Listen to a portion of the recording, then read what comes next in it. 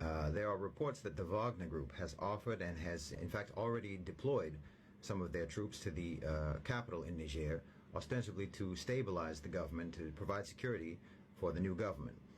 I would just like to say something about independence. I think that we have to understand that the path to independence is a very long one, and any country, whether it's in Africa or anywhere else, is only going to be able to achieve that through gradual stages by moving from one dominant power to another, because this is about strength building and it can't happen all at once. You're going to have to move through stages of incremental decreases in foreign domination. So the Russians and the Chinese are less tyrannical than the West, and they do allow for greater economic development, and then the GCC would be potentially even less domineering, and so on. As much as the country would like to be able to achieve full independence immediately, it's just not feasible or realistic.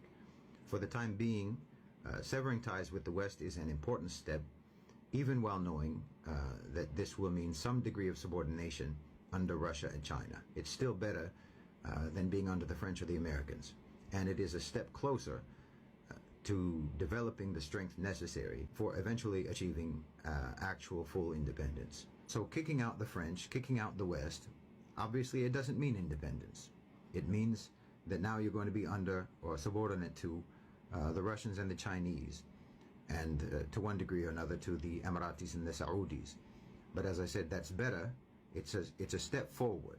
It's not, you didn't complete the race, but you got further down the track. The UAE and Saudi Arabia and Russia could have been involved in the coup in Niger.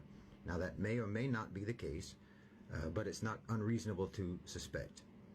Whatever the case may be, when any country in Africa makes a move to sever its ties with the West or to remove the neo-colonialist yoke from their necks, obviously Russia and China will immediately step into the vacuum.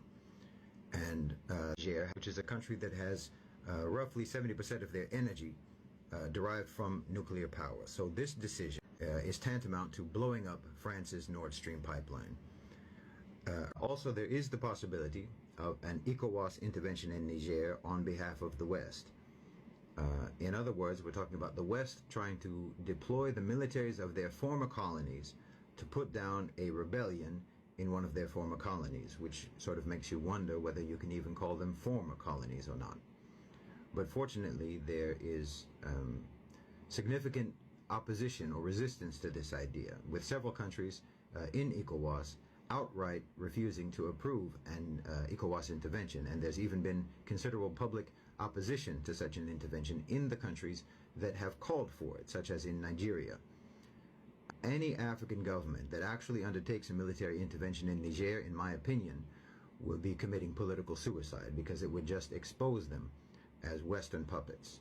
So Wagner has also allegedly already been involved in some skirmishes with what's being called Al-Qaeda. Now I say what's being called Al-Qaeda because it is widely accepted in Niger and across the region that what is known as Al-Qaeda in the Sahel is essentially the West's version, particularly the French, of Wagner. The French are believed by most of the people in the region to be the organizing, the funding, the arming, and the training force behind Al-Qaeda there. So if you want to listen to what people in the region think, then that's their view. If you want to listen to what the West says about it, then of course they will say that Al-Qaeda is an organically created group of radicals who apparently are dedicated, for whatever reason, to ensuring that Western military presence in the Sahel remains fully justified. So basically, either way, you have to conclude that this group is serving Western interests, either knowingly or unknowingly. Personally, I'm inclined to feel that the sentiments of the people in the region have the most credibility on this issue. It seems inevitable that there's going to be violence. This violence is either going to take the form of official military action, or it will be in the form of paramilitaries seeking to sow chaos in Niger.